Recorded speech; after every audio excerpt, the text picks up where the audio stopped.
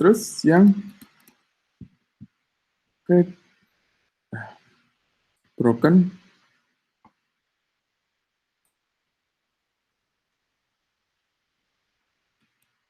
serangan broken authentication yang kedua yang sering kita temui.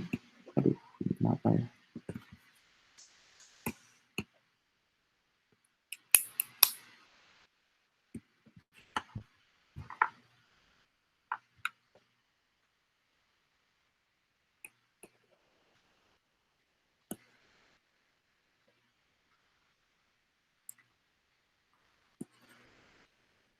Bentar ya.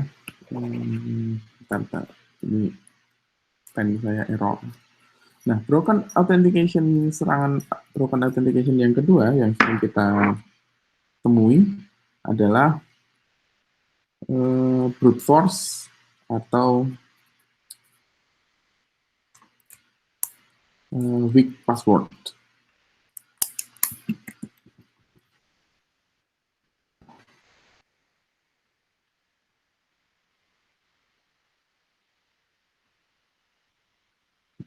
Serangan yang kedua ini adalah brute force and weak password.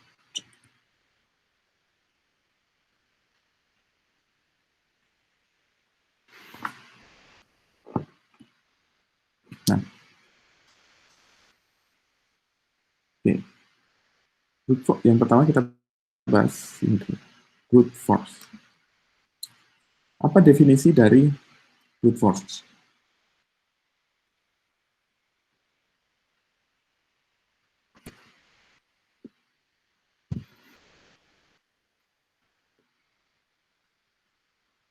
Nah, brute force di sini adalah si attacker, dia akan mencoba banyak sekali kombinasi username dan password yang digunakan untuk menebak valid username untuk masuk ke dalam aplikasi tersebut.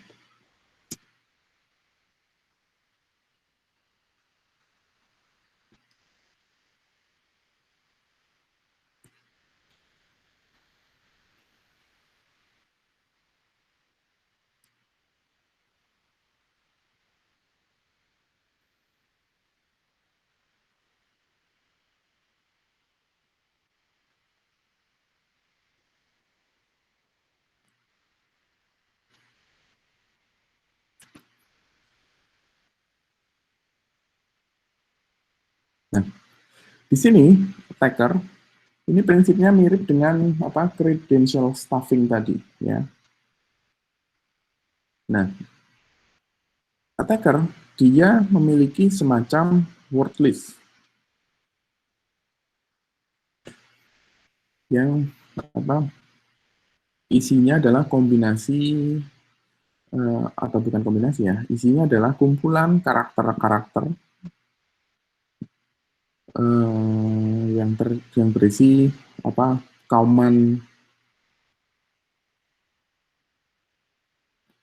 username dan common password. Common username dan common password.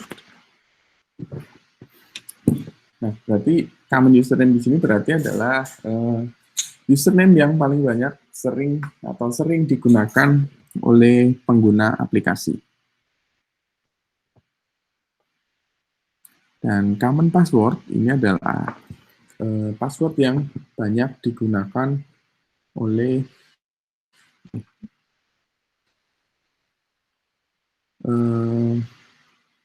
pengguna aplikasinya. Nah, common password di sini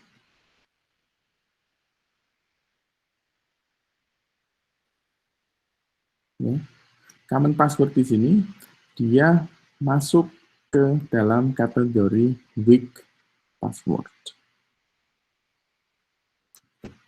Ya. Nah, contohnya mungkin banyak yang sering kita temui ada common passwordnya.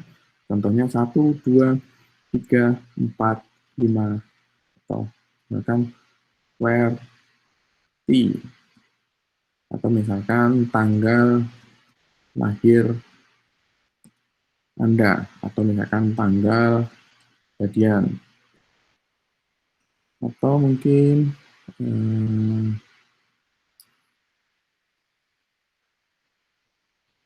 ASDFGH.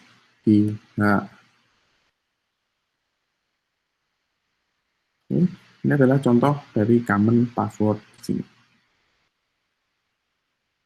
Nah, brute force dia akan dilakukan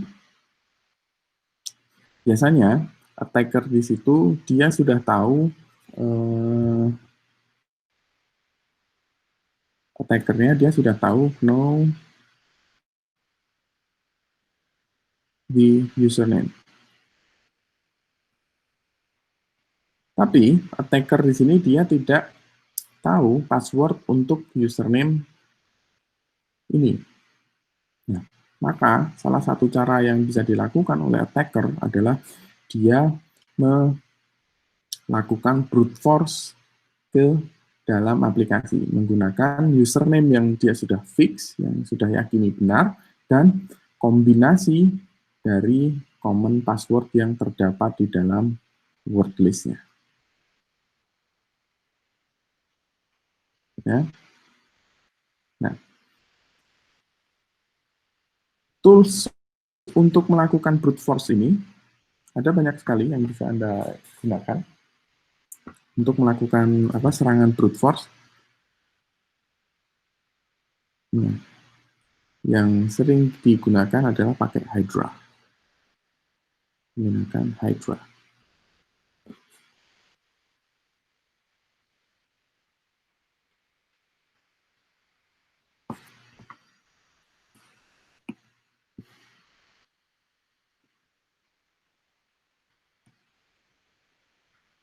Nah, brute force, serangan brute force, dia akan berjalan dengan baik ya, terhadap suatu aplikasi yang dia tidak memiliki mekanisme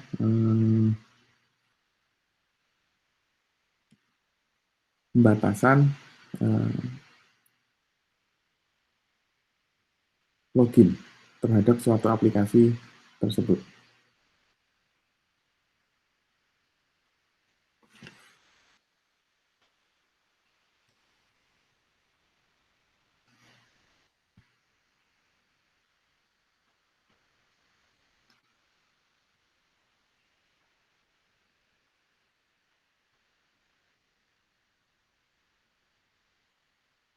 Nah, brute force, saya ulang lagi, brute force dia akan bekerja dengan sangat baik terhadap aplikasi yang di mana aplikasi tersebut tidak mengimplementasikan limit login attempt, ya, limit login attempt.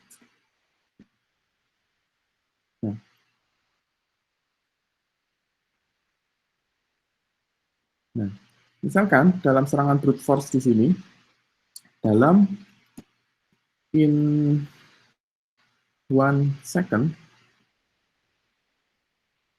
tools brute force tadi dia akan mencoba 5 brute force attack ke aplikasi ini.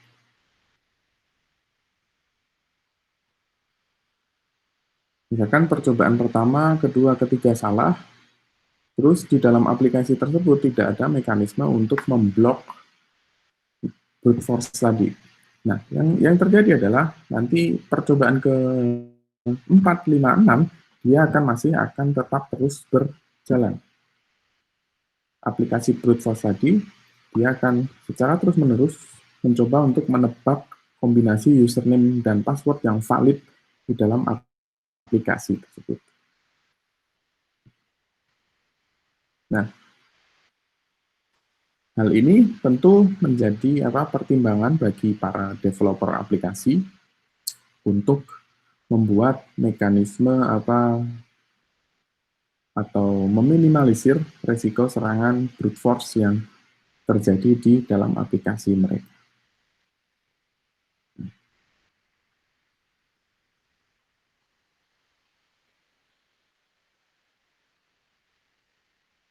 Nah, mekanisme proteksi terhadap brute force yang paling simple atau paling banyak kita implementasikan dalam aplikasi kita adalah if misalkan failed login attempt lebih besar dari 5, dan muncul CAPTCHA. Ya, ini adalah mekanisme paling banyak kita lakukan ketika untuk menangani masalah brute force login. Kalau login kombinasi login tersebut salah dalam dalam 5 kali percobaan login, maka aplikasi tersebut dia akan memunculkan CAPTCHA, ya, CAPTCHA. Jadi ada satu field baru lagi selain username password, user dia wajib untuk memasukkan CAPTCHA-nya. Nah, fungsi dari CAPTCHA di sini adalah untuk mereduce resiko terjadinya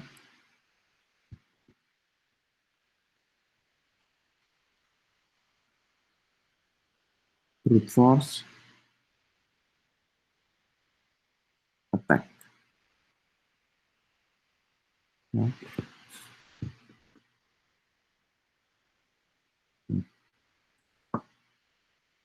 Nah, atau mungkin ini dari sisi aplikasinya, ya, dari sisi aplikasinya. Nah, kalau kita mengimplementasikan mekanisme perlindungan terhadap brute force, kita juga bisa mengimplementasikan di sisi server. Let's say di sini adalah web server. Kalau Anda istilahnya kurang jago coding, Anda bisa melakukan implementasi untuk meminimalisir brute force attack tadi di sisi web servernya. Nah, di dalam web server di sini, entah Anda pakai Apache atau Nginx, nah, Anda bisa melakukan mekanisme rate limiter. Nah, apa yang kita limit? Nah, yang kita limit adalah dari sisi koneksi, ya, koneksi.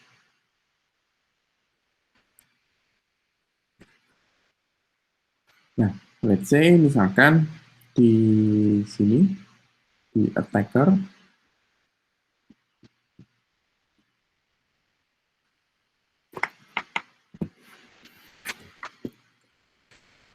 dia akan melakukan brute force dengan koneksi misalkan dalam 1 second dia akan mencoba misalkan 5 koneksi.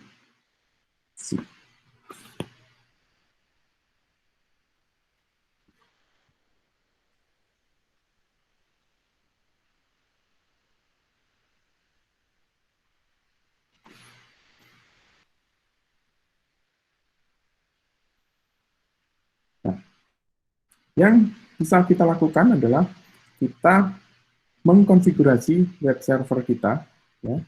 Kita mengkonfigurasi web server kita.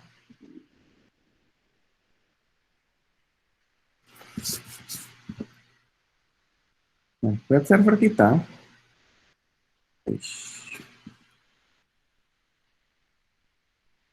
config. Aduh. Web server ini kita config.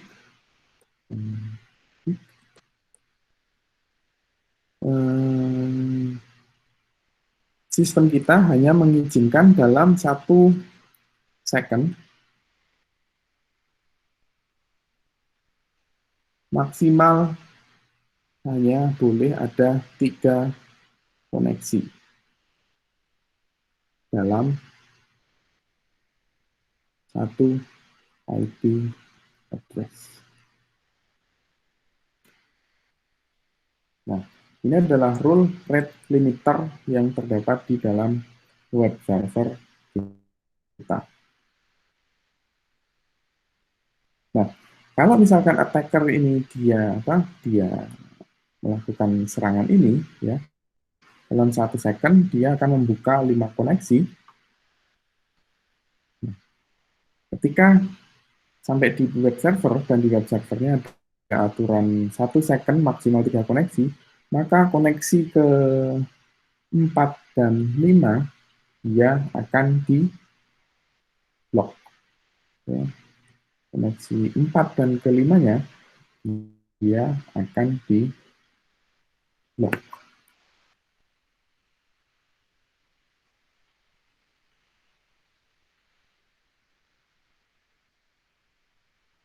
Oke, sampai di sini ada pertanyaan?